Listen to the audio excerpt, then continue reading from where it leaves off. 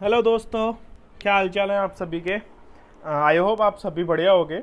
ठीक है, तो सबसे पहले अपन करते हैं। मैं आपको बताना चाहूँगा कि हमारा जो सीरीज़ चल रही थी 6th क्लास की, मैंने अब एक वीडियो कवर किया फर्स्ट चैप्टर सोशल स्टडीज़ में, द अर्थ है और हैबिटेट अपनी बुक का नाम है।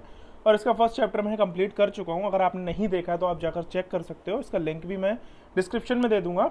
दूसरा ये कि जो इसका अपना सेकंड चैप्टर लेकर आए हैं, जिसका जो टॉपिक है अपना है लैटिट्यूड एंड लॉन्गिट्यूड, यानी कि ग्लोब। ठीक है, chapter 2 globe, latitude and longitude. अब लैटिट्यूड और लॉन्गिट्यूड क्या होते हैं, इनके यूज़ क्या है, वो सारी चीज़ें मैं आपको आगे पढ़ाने वाला हूँ। तो इस वीडियो को पूरा देखिएगा। और एक और चीज़ बता देता हूँ वीडियो शुरू करने से पहले, दोस्तों गिव अवे चल रहा है। आप हमारे चैनल को सपोर्ट करिए। जैसे हमारे चैनल के 500 सब्सक्राइबर्स पूरे होते हैं, वैसे हम एक रिवॉर्ड गिफ्ट करेंगे। सो प्लीज़, अगर आपने सब्सक्राइब नहीं किया तो सब्सक्राइब कर लीजिए, लाइक एंड शेयर कमेंट करिए, अपने दोस्तों के साथ शेयर करिए, सो दैट आपको आपके एग्जाम्स के लिए भी हेल्प मिल सके और आपके लिए बहुत अच्छी अच्छी चीज़ें मैं आपके लेकर आ सकूँ। ठीक है, तो अपना जो चैप्टर है ग्लोब, लैटिट्यूड एंड लॉन्गिट्यूड। अब देखो ग्लोब, लैटिट्यूड एंड लॉन्गिट्यूड क्या होता है। देखो सबसे पहले ग्लोब देखो, अपना ये ग्लोब। ठीक है, सिंपल सी बात, अपना आपने ये अपने प्रिंसिपल के ऑफिस में, किसी भी बड़े गवर्नमेंट ऑफिसर के ऑफिस में, केबिन में आपने देखा होगा ये ग्लोब इस तरह से रखा होता है। ठीक है, तो सबसे पहले मैं बात करूं कि ग्लोब तो ये रहा आपको, जैसे कि बहुत अच्छे से आप इस चीज़ के बारे में अवेयर हो गए और आपको पता भी है। ठीक है, ये अपना ग्लोब है, यानी कि पूरी अर्थ। अब इसमें लैटिट्यूड एंड लॉन्गिट्यूड क्या है। देखो लैटिट्यूड, ये जो लाइंस है ना इस तरह से इसमें, ठीक है, इसको लैटिट्यूड कहते हैं। और लॉन्गिट्यूड, लैटिट्यूड का मतलब क्या है, तो सिंपल सी बात याद रखने के लिए क्या करना है आपको, लैटिट्यूड यानी कि लेटी हुई। ठीक है, लेटी हुई, तो जो लाइंस लेटी हुई है ना उनको लैटिट्यूड कहेंगे। और लॉन्गिट्यूड यानी कि उसका अपोजिट, यानी कि जो, अब लैटिट्यूड को आप ऐसे भी याद कर सकते हो, वेस्ट टू ईस्ट। ठीक है, लैटिट्यूड मतलब लाइनें जो है वेस्ट टू ईस्ट, और लॉन्गिट्यूड यानी कि नॉर्थ टू साउथ। ठीक है, तो ये अपनी अर्थ है। आप अर्थ में देख सकते हो लैटिट्यूड लॉन्गिट्यूड बनी हुई। यहाँ पे मैंने आपको सेपरेट करके भी बताया, ये लैटिट्यूड है और ये लैटिट्यूड है, ये लॉन्गिट्यूड है। ठीक है, तो इस तरह से आप इसको याद भी रख सकते हो। अब आगे बढ़ते हैं। अब ये ग्लोब है। ठीक है, अब इसके ग्लोब के बारे में मैंने आपको जैसे लास्ट चैप्टर में ये भी बताया था, जब अपने लास्ट चैप्टर अपने पढ़ा था, उसमें मैंने बताया था अपनी जो अर्थ है ना उसका जो शेप है उसका नाम है जियोइड। ठीक है, सबसे पहली चीज़ जो नाम रखा है ना, तो वो अपने जो साइंटिस्ट लोगों ने नाम रखा है ना, इसका नाम जियोइड नाम रखा हुआ है।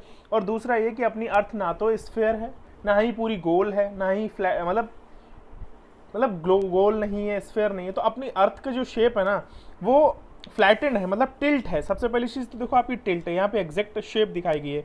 अपनी जो अर्थ है ना वो हल्की सी तिरछी है, इस तरह से अपनी अर्थ। ठीक है, और ये इसका तिरछापन होना ही मतलब बहुत सारी चीज़ों को अपनी अर्थ में मतलब अफेक्ट करता है। अपने जैसे सीजन्स हो गए, अपने टाइम एंड डेट हो गया।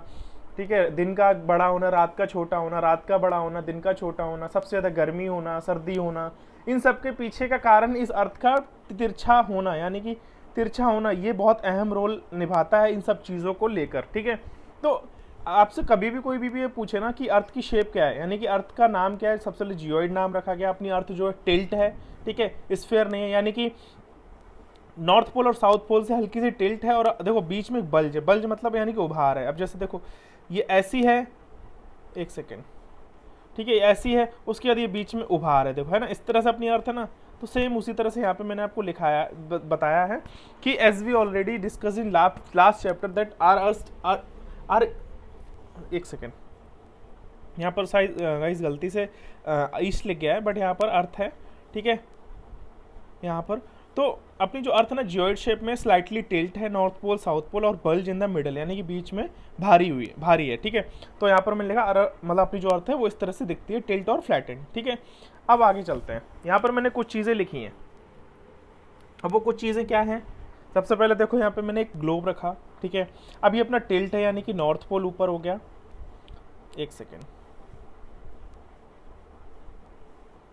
ओके, ये देखो नॉर्थ पोल हो गया, ये साउथ पोल। ठीक है, ये वेस्ट, ये ईस्ट। ठीक है, उसके बाद ये ऊपर, यानी कि ये वाला जो हिस्सा ना, ये वाला, ये नॉर्थ हेमिस्फेयर हो गया, नॉर्दर्न हेमिस्फेयर, और ये पूरा सदर्न हेमिस्फेयर। ठीक है, ये अपना इक्वेटर हो गया, ये जो लाइन गई ये इक्वेटर हो गई। ये एक्सिस है, इसको एक्सिस कहते हैं। आई होप ये समझ गए होगे आप, ये मैंने जो यहाँ पर चीज़ें मेंशन की हुई हैं। लास्ट सेंटेंस ये है कि अपनी जो अर्थ है वो रोटेट करती है वेस्ट टू ईस्ट। ठीक है, तो अपनी अर्थ रोटेट करती है वेस्ट टू ईस्ट, हमेशा याद रखना। यानी कि अब आप ये देखो, ये मैंने डायग्राम बनाया हुआ है, स्ट्रक्चर बनाया हुआ है, अपनी अर्थ रोटेट करती है वेस्ट टू ईस्ट। ओके, तो यानी कि जो इक्वेटर है ना, देखो यहाँ पे लिखा है इक्वेटर। इक्वेटर क्या काम करता है? इक्वेटर 0 डिग्री पे है, ठीक है, और ये अर्थ को 2 इक्वल हिस्सों में डिवाइड करता है। ठीक है, अर्थ को 2 इक्वल पार्ट्स में डिवाइड करता है, और ऊपर नॉर्थ पोल साउथ पोल। अब दूसरी चीज़, ये जो इक्वेटर लाइंस है या फिर जो एक्सिस है, यानी कि जो नॉर्थ पोल साउथ पोल को कनेक्ट कर रही है एक्सिस लाइन, ये रियलिटी में अपने अर्थ पे कहीं बनी हुई नहीं है, ये जस्ट एक इमेजिनरी लाइन है। ठीक है, इमेजिनरी लाइन, यानी कि ये इमेजिनरी लाइन बनाई गई है ताकि अपने को जो पढ़ाई करने में, आगे चीज़ें समझने में मदद मिल सके, इसलिए ये इमेजिनरी लाइन बनाई है। ये एक्चुअली में ऐसा नहीं कहीं पे अपनी पूरी दुनिया में कहीं पे जाके इक्वेटर लाइन बनी हुई है, ठीक है, अपनी अर्थ पे ना ही कोई एक्सेस बनी हुई है, तो ये जस्ट एक इमेजिनरी लाइन है। ठीक है, लास्ट लाइन मैंने बताया आपको, अपनी जो अर्थ है वो रोटेट करती है वेस्ट टू ईस्ट। ठीक है, ये सब चीज़ें आप याद रखना। नॉर्दर्न हेमिस्फीयर क्या है? जो इक्वेटर जब अपनी अर्थ को 2 हिस्सों में डिवाइड करता है, तो जो ऊपर वाला पार्ट यानी कि नॉर्थ पोल की तरफ वाला जो ऊपर का पूरा हिस्सा है वो नॉर्दर्न हेमिस्फीयर, और जो नीचे का हिस्सा आ जाता है वो सदर्न हेमिस्फीयर। ठीक है, ये सारी चीज़ें। अब यहाँ पर कुछ टर्म्स हैं, जैसे कि देखो मैंने आपको बताया, in reality there is no axis line और इक्वेटर लाइन, यानी कि इन रियलिटी में कहीं पर ऐसी कोई लाइन नहीं है, ये सिर्फ इमेजिनरी लाइन है। दूसरा मैंने बताया, equator is very important reference line, यानी कि इक्वेटर लाइन जो है ना बहुत इंपॉर्टेंट लाइन है, ठीक है, जो लोकेट करी गई है अपनी अर्थ पे एज अ, मतलब इमेजिनरी लाइन के हिसाब से लोकेट करी गई है। दूसरा, equator represent 0 degree latitude. Last, these latitude lines are parallel to each other. Sorry guys, ठीक है, these latitude lines are parallel. अब जी जो लाइन्स है ना, लैटिट्यूड लाइन्स जो है ना, ये पैरेलल हैं एक दूसरे के। और दूसरा क्या है, इनकी जो डिस्टेंस है ना, बीच की डिस्टेंस, ये वाली जो डिस्टेंस है ये इक्वल है। अब इक्वल है, ये मैंने एक हमारी मैं आपको बताऊंगा इसके पीछे इक्वल होने के पीछे कितना इक्वल है, कितने इनके बीच की जो दूरी है वो कितनी है, वो सारी चीज़ें आगे बताऊंगा मैं। तो यहाँ पर मेन चीज़ मैं आपको बताना चाह रहा हूँ, लैटिट्यूड लाइंस पैरेलल हैं एक दूसरे के। दूसरा, इन लाइंस के बीच की जो डिस्टेंस है वो इक्वल है। ठीक है, इक्वेटर 0 डिग्री पर रिप्रेजेंट किया गया है, और ये सब चीज़ें। फिर आगे बढ़ते हैं। अब क्या इंपॉर्टेंट पैरेलल लैटिट्यूड्स,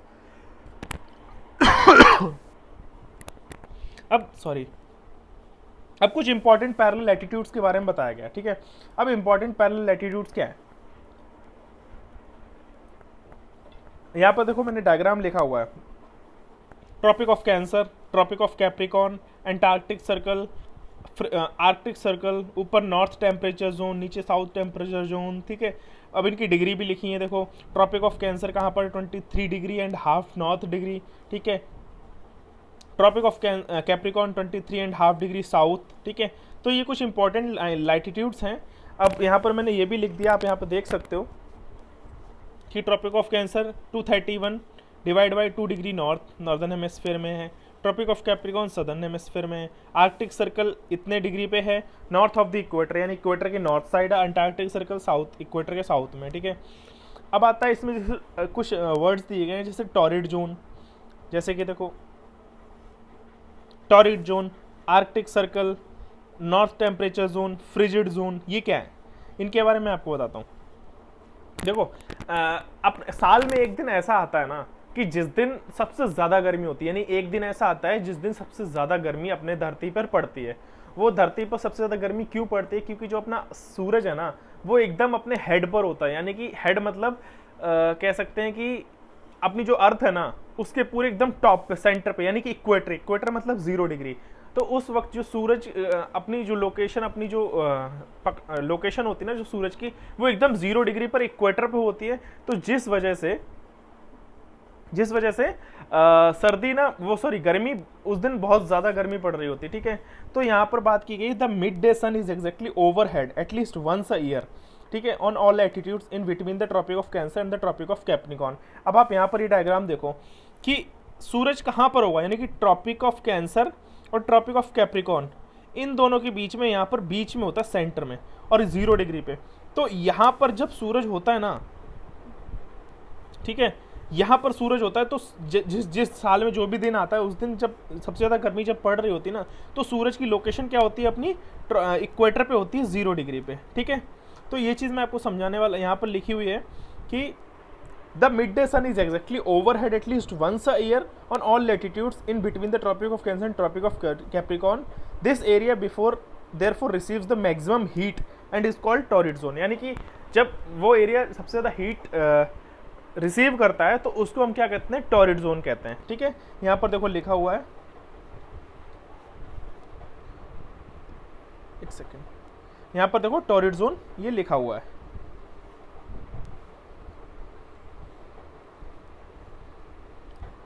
ठीक है, ये देखो, ठीक है। अब टेम्परेचर जोन क्या है? टेम्परेचर जोन देखो, the mid day sun never shines overhead on any latitude beyond the tropic of cancer and the tropic of capricorn. अब ये देखो कि अपना जब सूरज ना यहाँ पर है, यहाँ पर मैंने आपको बताया यहाँ पर अपना सूरज, अब इसकी रेज एग्जैक्ट तो यहाँ पर पड़ रही होंगी सबसे ज़्यादा, ठीक है, सबसे ज़्यादा गर्मी तो यहाँ पड़ रही होगी। अब इसकी रेज ऐसा तो नहीं सारी की सारी यहीं पड़ रही हैं, कुछ रेज तो इसकी यहाँ पर भी जा रही होंगी, यहाँ पर जा रही होंगी, यहाँ पर जा रही होंगी, यहाँ पर कुछ यहाँ पर होंगी ऐसे, ठीक है। तो अब आप ये देखो कि जो चीज़ आपसे सबसे ज़्यादा पास होगी, यानी कि अगर आप गैस के पास बैठते हो या फिर कहीं आग के पास बैठते हो एग्जैक्ट, तो आपको हीट बहुत ज़्यादा लगती है, ठीक है। बट अगर आप कहीं थोड़ी सी दूर जाके जब बैठ जाते हो तो आपको हीट बहुत कम लगती है, मतलब गर्माहट, मतलब गर्मी लगती है, गर्माहट लगती है, लेकिन गर्म नहीं लगती, मतलब बहुत ज़्यादा आग नहीं लगती आपको, ठीक है, बहुत ज़्यादा गर्मी नहीं लगती। तो सेम उसी तरह से यहाँ पर बताया गया है कि the mid day sun never shines overhead on any latitude beyond the tropic of cancer and the tropic of Capricorn. The angle of sun's rays goes on decreasing towards the pole. अब ये जो सूरज की किरणों का angle है ना, वो decrease हो जाता है, क्योंकि ये देखो ये यहाँ से जा रही है ना, तो यहाँ से एंगल डिक्रीज, मतलब ये जो हीट का जो सन की रेज है ना, वो काफ़ी दूर हो रही हैं tropic of cancer, tropic of capricorn, यानी साउथ टेम्परेट जोन और नॉर्थ टेम्परेट जोन, ठीक है। So the angle of sun's rays goes on decreasing towards the pole. As such, the areas bounded by the tropic of Cancer and the Arctic Circle in the northern hemisphere, and the tropic of Capricorn and the Antarctic Circle in the southern hemisphere have moderate temperature. तो वहाँ पर sun rays तो पहुँच रही हैं, definitely पहुँच रही हैं, लेकिन उतनी ज़्यादा नहीं, मतलब हीट तो है लेकिन उतनी ज़्यादा हीट नहीं है, ठीक है। तो वहाँ पर आपको गर्मी देखने को मिलेगी, उतनी ज़्यादा नहीं मिलेगी, ठीक है। तो उसको क्या हम कहते हैं, टेम्परेट जोन, जो कि सदर्न हेमिस्फीयर और नॉर्दर्न हेमिस्फीयर में अवेलेबल होता है। ये देखो यहाँ पर लिखा हुआ भी है, ये मैंने आपको बताया भी है कि जब इक्वेटर अर्थ को 2 हिस्सों में डिवाइड करता है तो ऊपर वाला हिस्सा नॉर्दर्न हेमिस्फीयर, नीचे वाला हिस्सा सदर्न हेमिस्फीयर, ठीक है। अब आता है फ्रिजिड जोन। अब फ्रिजिड जोन क्या है? Areas lying between the Arctic Circle and the North Pole in the northern hemisphere and the Antarctic Circle and the South Pole in the southern hemisphere are very cold। अब ये देखो, north pole south pole की तरफ सबसे ज़्यादा ठंड क्यों होती है? वहाँ पे मतलब आपको बर्फ ही बर्फ, बहुत ज़्यादा ठंडा, बहुत चिल्ड, यानी कि माइनस में टेम्परेचर देखने को मिलता है, माइनस में आपको वहाँ पर इतनी ठंड देखने को मिलती है। क्यों? क्योंकि वहाँ पर सनरेज पहुँच ही नहीं पाती है, मतलब पहुँचती है तो बहुत रेयरली, 1-2 सनरेज पहुँच गई, मतलब बहुत मामूली सी रेज पहुँचती हैं। अब आप ये देखो, यहाँ पर इसको एक बार मिटाता हूँ मैं।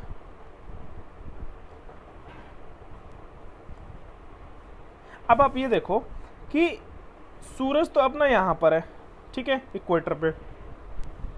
अब यहाँ से ये साउथ पोल और नॉर्थ पोल कितना दूर पड़ रहा है, कितना ज़्यादा दूर, ये देखो। तो आपको क्या लगता है कि यहाँ पर रेज तो जा रही, मैं ये नहीं कह रहा बिल्कुल जा ही नहीं रही, सनरेज पहुँच ही नहीं रही, सनरेज तो जा रही हैं लेकिन बहुत ना के बराबर, मतलब बहुत मामूली। तो इसलिए वहाँ पर बहुत ज़्यादा, यानी कि बहुत ज़्यादा ठंडी रहती है, ठीक है। ये कारण होता है वहाँ पर बर्फ़ रहने का या टेम्परेचर नेगेटिव में रहने का। तो यहाँ पर लिखा है, it is because here the sun does not rise much above the horizon, therefore its rays are always slanting and provide less heat, there are called frigid zone, यानी कि वेरी कोल्ड। तो यहाँ पर आप आई होप डिफरेंस समझ, क्योंकि torrid zone क्या होता है? टॉरिड जोन का मतलब जो अपना सूरज होता है, साल में एक दिन ऐसा आता है जिस दिन बहुत ज़्यादा गर्मी पड़ती है और वो सूरज की जो लोकेशन होती है वो एकदम अपने हेड पर होती है, यानी कि इक्वेटर की जो 0 डिग्री सेंटर है वहाँ पर होती है और वहाँ पर सबसे ज़्यादा फिर हीट पड़ती है, ठीक है।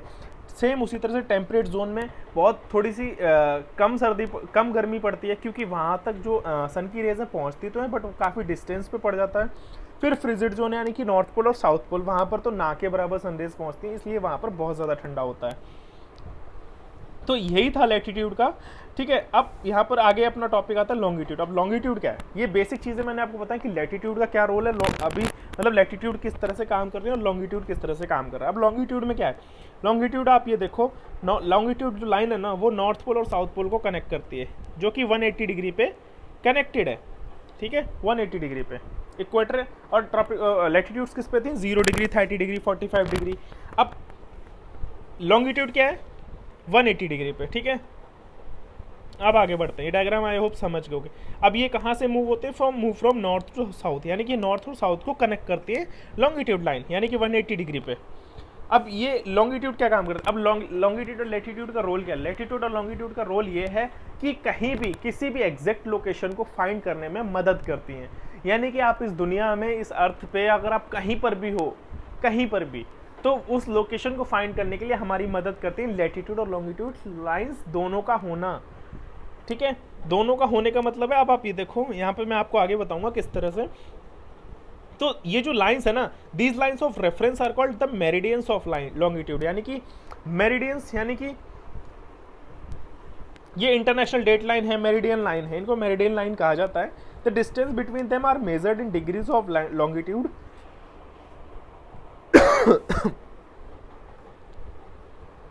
सॉरी गाइस, थोड़ा सा मौसम बदल रहा है ना यहाँ पे, थोड़ा सा धक्का लग जाता है, ठीक है, तो इसके लिए आप इसको इग्नोर करना। तो the distance between them are measured in degrees of longitude, each degree is further divided into minutes, ठीक है। अब यहाँ पर लॉन्गिट्यूड्स भी जो है ना वो भी डिग्रीज में है, यानी कि आप इसको देखो डिवाइड कर रहा है, यानी कि इधर 150 degree west, 120 degree west, 90 degree west, same उसी तरह से 150 डिग्री ईस्ट, 120 डिग्री ईस्ट। ये देखो सबसे पहली चीज़ यहाँ पर ये डायग्राम थोड़ा सा उल्टा बनाया ताकि, यानी कि ये देखो 180 डिग्री कहाँ पड़ता है, पीछे की तरफ पड़ जाएगा, यानी कि अपोजिट, ठीक है। तो अपनी अर्थ यहाँ पर आपको गोल दिखाएगी, अगर इसको फ्लैट करेंगे ना तो 180 डिग्री अलग हो जाएगा, ठीक है। तो अपनी अर्थ तो वेस्ट टू ईस्ट रोटेट करती है, अगर हम इसको एग्जैक्ट इस तरह से रोटेट कर दें ना तो अपने को यहाँ पर वेस्ट दिखेगा, यहाँ पर ईस्ट। बट यहाँ पर आपको समझाने के लिए इसको काफ़ी ये वाला मैंने डायग्राम लिया है ताकि आपको समझ में आ सके, ठीक है।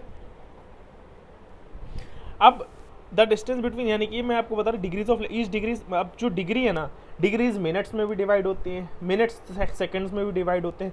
अब ये डिग्रीज, मिनट्स, सेकंड्स, इनका क्या रोल है, ये क्या होती हैं एग्जैक्ट, किस तरह से ये हेल्प करती हैं। अभी डिग्री मिनट क्या है, डिग्री मिनट जस्ट वही है कि जो हमें टाइम बता सके, यानी कि कितने मिनट है, कितने डिग्री पे कितना सेकेंड्स लग रहे हैं, ठीक है, वो सारी चीज़ें हमें बता सके। अब दीज डिस्टेंस, अब दूसरी चीज़, ये जो लॉन्गिट्यूड है ना, इनके बीच का डिस्टेंस इक्वल नहीं होता, ठीक है।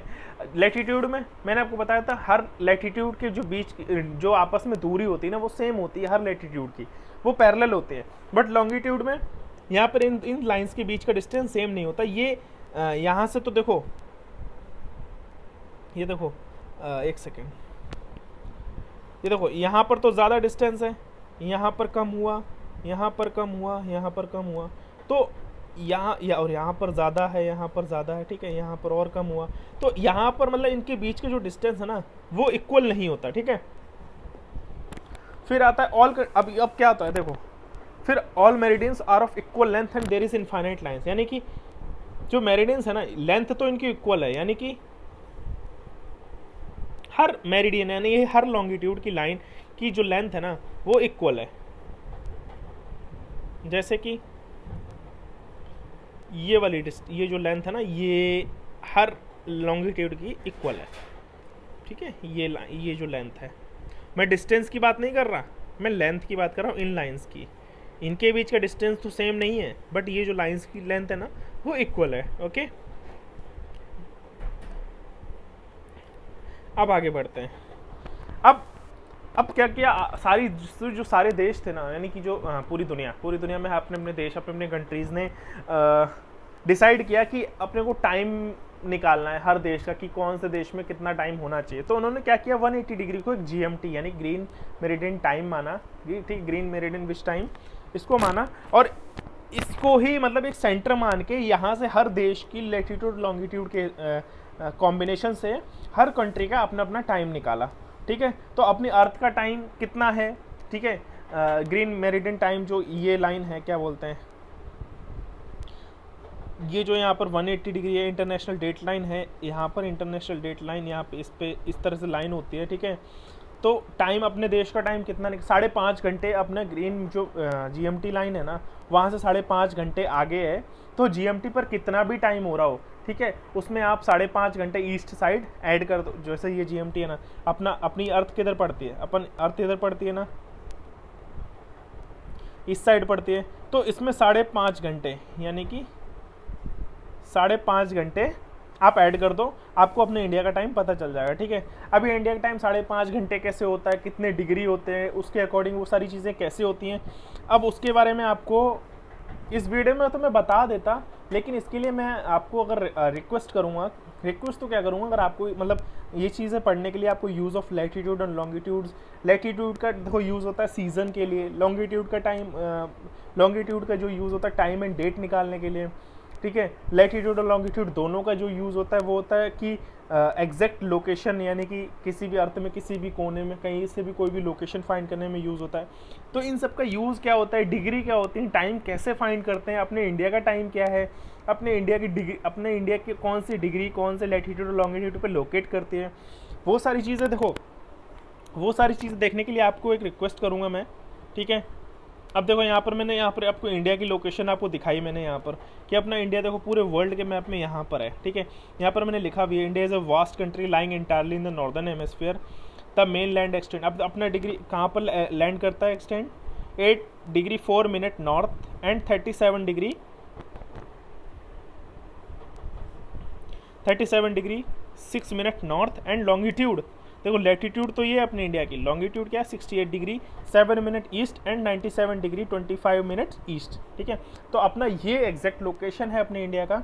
अब इसको और डीपली अगर आप पढ़ना चाहते हो कि टाइम एंड डेट कैसे निकालते हैं, सीजन्स कैसे निकालते हैं, दिन बड़ा कैसे होता है, रात छोटी कैसे होती है, और क्या बोलते हैं सबसे मतलब समर सोलिस्टिस, विंटर सोलिस्टिस क्या होता है, अगर आपको और ज़्यादा डीपली पढ़ना है, अगर किसी के बेसिक्स अच्छे से स्ट्रांग है और उसको और डीपली पढ़ना है, तो गाइज़ इस देखो एक और अपनी जो प्लेलिस्ट है वो मैंने आपको यहाँ पर पढ़ाई हुई है, आप इस प्लेलिस्ट को ज़रूर चेकआउट करिए। ये आपको दिन का बड़ा होना, रात का छोटा होना, सीजन्स बदलना, सर्दी गर्मी होना, समर सोलिस्टिस, विंटर सोलिस्टिस, वो सारी चीज़ें मैंने इस प्लेलिस्ट में, इन वीडियोज़ में पढ़ाई हुई हैं। तो आप इस प्लेलिस्ट को ज़रूर चेकआउट करिए, ठीक है। ये देखो मैंने यहाँ पर लिखा है लैटिट्यूड में देखो seasons, day and night, date, time, ठीक है, वो सारी चीज़ें, बेसिक्स ऑफ अर्थ, बहुत सारी चीज़ें मैंने इससे बहुत ज़्यादा डीपली पढ़ाई है। यानी कि ये देखो, ये तो अपने क्या 6th क्लास की NCERT है जो कि मैं आपको पढ़ा रहा हूँ, ठीक है। ये तो मान लो इन वीडियोस के आगे ना ये NCERT कुछ भी नहीं, ये 6th क्लास की कुछ भी नहीं। अगर आपको और नेक्स्ट लेवल मतलब इस पढ़ाई से नेक्स्ट लेवल अगर आपको पढ़ना है ना, तो आप इस प्लेलिस्ट को ज़रूर चेकआउट करिए। इसमें आपको डेफिनेटली बहुत सारी चीज़ें सीखने को मिलेंगी, यानी कि इसके कंपेयर में तो ये तो कुछ भी नहीं है, इस कंपेयर में इसमें बहुत सारी चीज़ें आपको नई पता चलेंगी कि यार ऐसा भी होता है क्या। तो इस प्लेलिस्ट को आप ज़रूर चेकआउट करिए, इसका लिंक भी मैं डिस्क्रिप्शन में दे दूँगा। तो फिर यही था आपने आज की इस वीडियो में, लैटिट्यूड और लॉन्गिट्यूड का यूज़ क्या है, वो सारी चीज़ें आपको इस प्लेलिस्ट में देखने को मिलेंगी। आप प्लीज़ चेकआउट करिए, इसका लिंक मैं डिस्क्रिप्शन में दूँगा, ठीक है। तो मिलते हैं नेक्स्ट वीडियो में अपने 3rd चैप्टर में, ओके।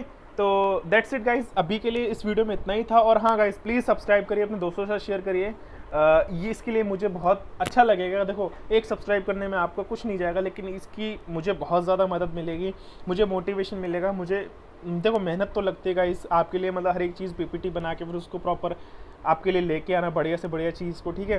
तो आप प्लीज़ सब्सक्राइब कर सकते हो, क्योंकि देखो कई बार याद दिलाना पड़ता है, लोग नहीं करते हैं, लोग वीडियो देखकर चले जाते हैं, ठीक है। तो मिलते हैं नेक्स्ट वीडियो में, thank you and have a good day, bye bye.